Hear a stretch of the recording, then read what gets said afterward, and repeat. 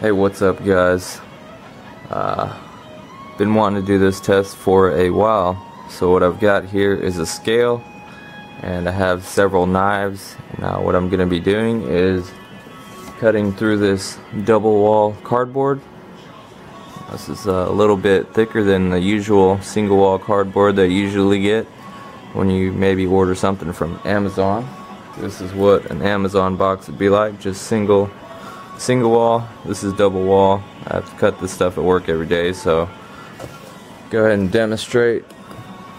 I have several knives with different grinds and sharpness levels, and we're going to put the cardboard on the scale and see how much weight it requires to cut through it. Now, let's first start off with a Kershaw Skyline. Now this has been sharpened on the wicked edge. It's got a, I guess, semi mirror polished edge on it. It's not hair whittling sharp. It's just sharp enough to slice phone book paper. It won't actually push cut that well. It'll snag, but it will slice phone book paper. And along next to it is the Kershaw Skyline, the Blade Forms Limited Edition. This is the flat ground version. The regular Skyline is the hollow ground version with a bead blast blade, but the other side of it I polished the blade, and this one is a stonewash blade. And this is factory edge, never cut anything before, and it's actually pretty sharp. It won't push cut, it'll snag just like the other one, but it will slice phone book paper very well. Let's go ahead and start with this one. I'm going to try to keep the blade as flat as possible. See if I can adjust that to where you can see it.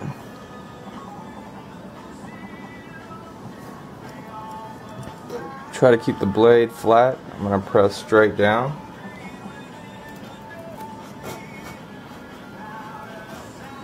So we got 7 pounds, 13, 9, 10, 11, 11, 12, 13. I can feel it kind of binding up. So it's kind of going better now. So 9 pounds, 9, 10, 11. Alright, let's go ahead and do the flat ground Skyline. Go a couple inches away from that. Press straight down. 12, 13, 14, it's kind of binding up. 12, 13, 14, 16, 15. Yeah, it's... Now the reason for that is the edge thickness behind the hollow ground Skyline is a little bit thinner. You got the same exact blade thickness and basically the same sharpness level, and this one does cut better. Now that may be a surprise to some of you because I mean, somebody might have told you that hollow grounds aren't good slicers compared to maybe a convex or a flat ground, but in this case it does cut better. I got specially made calipers to measure the thickness behind the cutting edge, so I'm gonna go ahead and show you what the thickness behind the cutting edge on this hollow ground Skyline is. We got 0.58, 0.53, 0.54, and the thickness behind the cutting edge on here is 0.7, 0.74, and that translates into 30 thousandths thick behind the cutting edge, and on the other one is 0.54, 21 thousandths. Still kind of thick for a knife with a blade that thin, but you got the Spyderco Manix. This is the regular hollow ground blade, and this one's actually pretty sharp, very sharp. It's got a nice wicked edge on it. It does push cut phone book paper very well, And next to that we've got a Spyderco Manix that I put a mirror polished edge on like a year ago, and it's never been in a wicked edge since. So that's a testament to how well M4 steel is, but I don't think it's gonna push cut. Nope. So we've got a knife with the hollow grind that's sharper than the full flat grind. Now if these were equal sharpness, I mean, of course this one would cut better, the full flat grind would cut better, no doubt. Let's just see if we can, since the hollow grind is sharper, we're going to see if it's going to cut as good or better than a dull flat ground blade.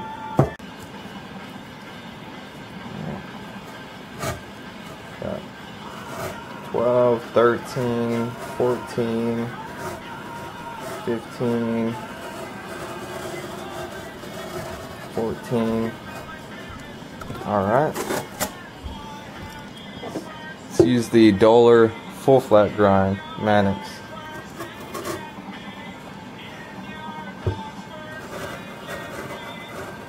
Yeah, 9, 10, 12, 13, 13. Trying to go as steady as possible. Starting to bind up there.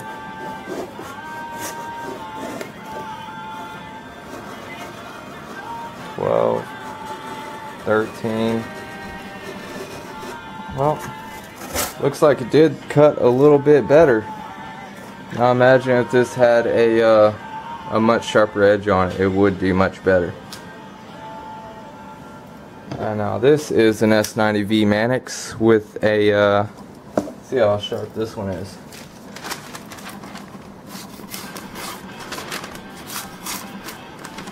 This one doesn't push cut or slice foam but paper either.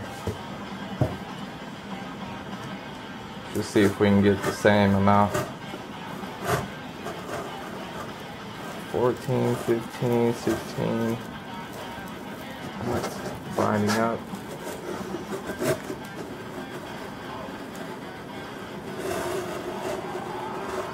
So sharpness has a lot to do with it. This one's a little bit duller than the other Manix, so no matter what the grind is, edge sharpness has a lot to do with it. There's no one grind that's going to do better than the other if they're not sharp, at least. Now the thickness behind the cutting edge on the hollow grind Manix is 28 thousandths thick. Wow. 27 thousandths. So you got that distance from there to there before it gets to full edge thickness, and it has a really thick shoulder, but since it's razor sharp, it push cuts foam book paper, so that puts it on par with a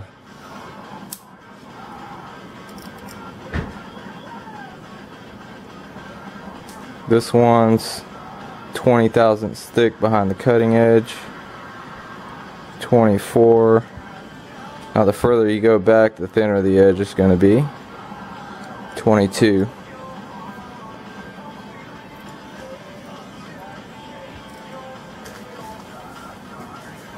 Alright, now I'm going to do the Socom Elite. Now this knife is probably my favorite because just the thickness of the blade. Look how thick that blade is compared to, you know, a Manix. Just because the thickness behind the cutting edge is, you know, it's almost a zero grind. You can see the edge bevel sharpened at 15 degrees and how small that edge bevel is compared to the Manix, which is also sharpened at 15 degrees. You see how small the bevel is compared to it. Now the reason for that, let's check the thickness behind the cutting edge. 10 thousandths.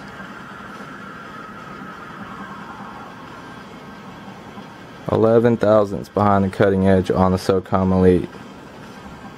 So in millimeters, that is 0.3, about 0.3, 0.28 millimeters, just 11 thousandths. Now this one is actually hair whittling sharp. Put a nice mirror polished edge on it. It will whittle hair.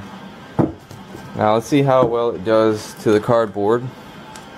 Now keep in mind this is a over 4mm thick blade.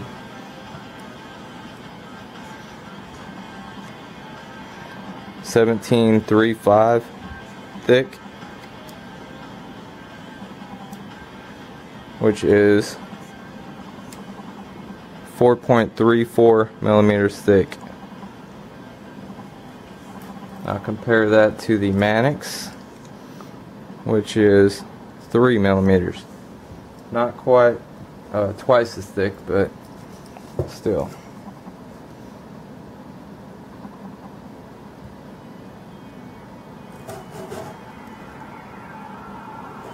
Gently push down.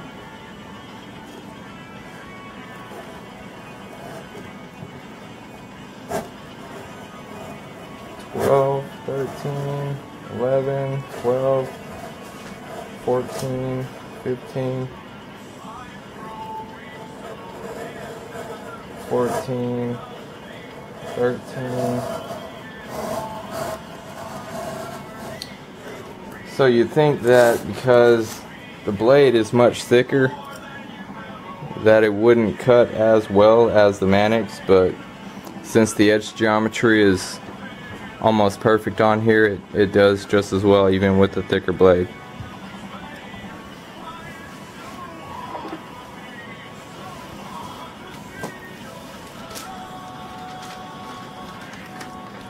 Here's the sharpness on the Socom Elite.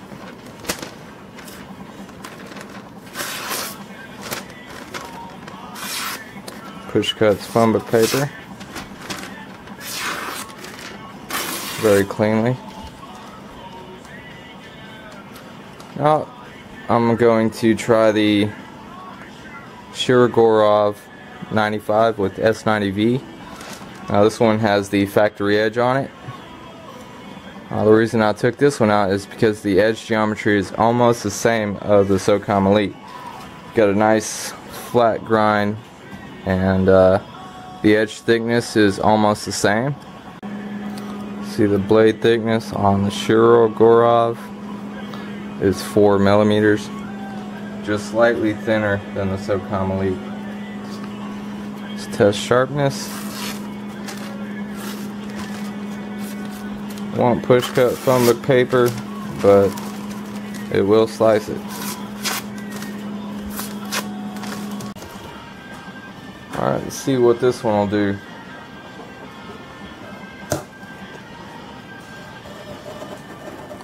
Seven, 9,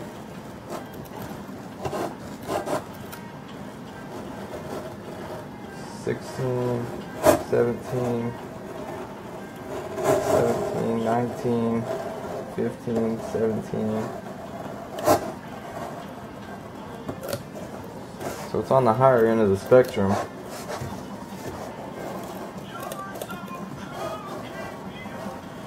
$14, $15, $17.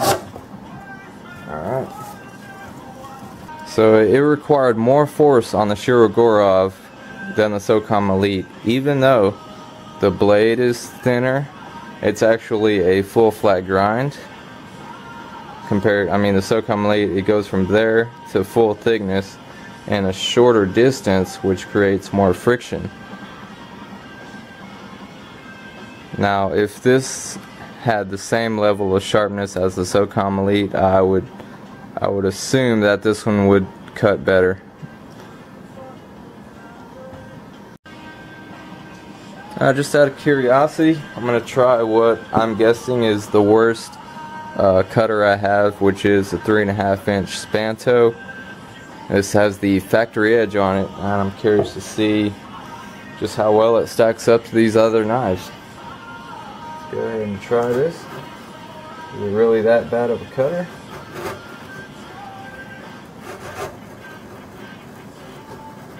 $15, $16, $17, $18. It's doing actually pretty good. Starting to bind up there. Doing pretty good now. 14. Wow. So even with that thick a blade, with the factory edge, it did pretty good. I mean, wow. If I were to put a nice sharp edge on it, because it's not really that sharp, it'll slice phone book paper. It won't push cut. Alright, now this knife right here has the worst edge geometry probably of any knife that I know of, that I've had personally. I'm sure there's others out there that are built like tanks that have worse edge geometry, but for a folding knife, let's check it out. The edge thickness, 0.9. That's the thinnest. 0.9. And over here at the tip, 1.14.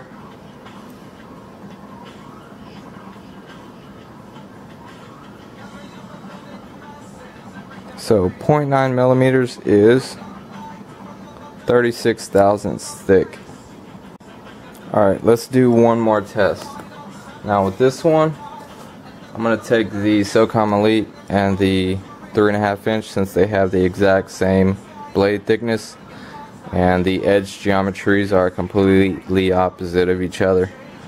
And this one's hair whittling sharp and this one's factory edge. Now with the cardboard, I'm going to go down against the corrugated cardboard instead of going the easy way, because it's easier to cut down this way than this way. So let's see how much extra force it requires. So Socom Elite goes first. That's pretty hard to get started. 17, 18, 19, 22, 28, 29, 30, 33,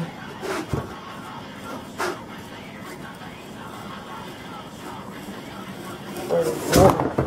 Okay.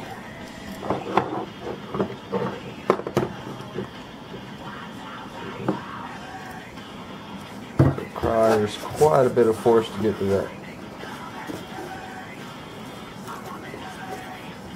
Alright, let's try the Hinderer.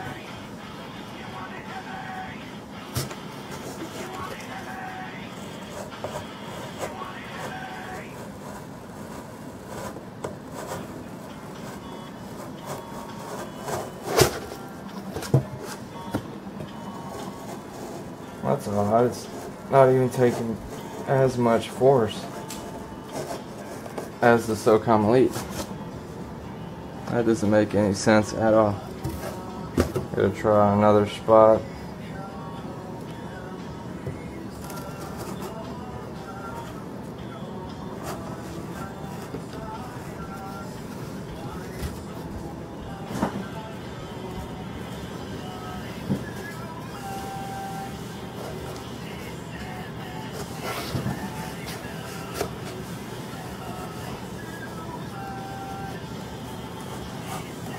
Here we go.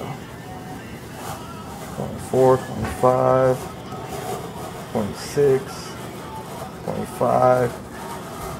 Alright. That was pretty consistent. Let's do this again.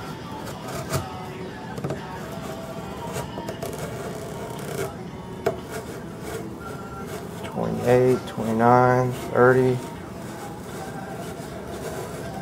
$32. The other test I wanted to do was cutting at an angle. That's a little trick I've learned when cutting cardboard, is if you cut it at an angle, it's much easier to cut at an angle like that than like that. So to demonstrate, we go straight down on the cardboard, 17, 18 pounds. And when you go at an angle, all it requires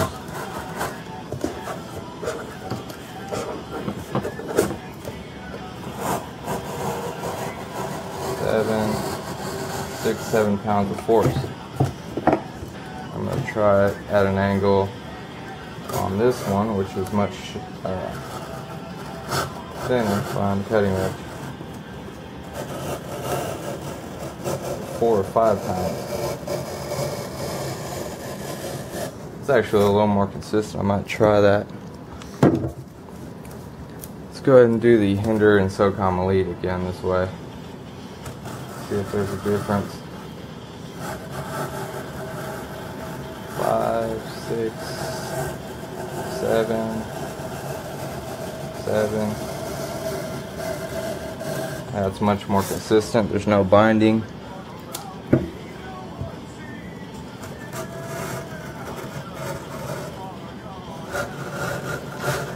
6, 7, 8.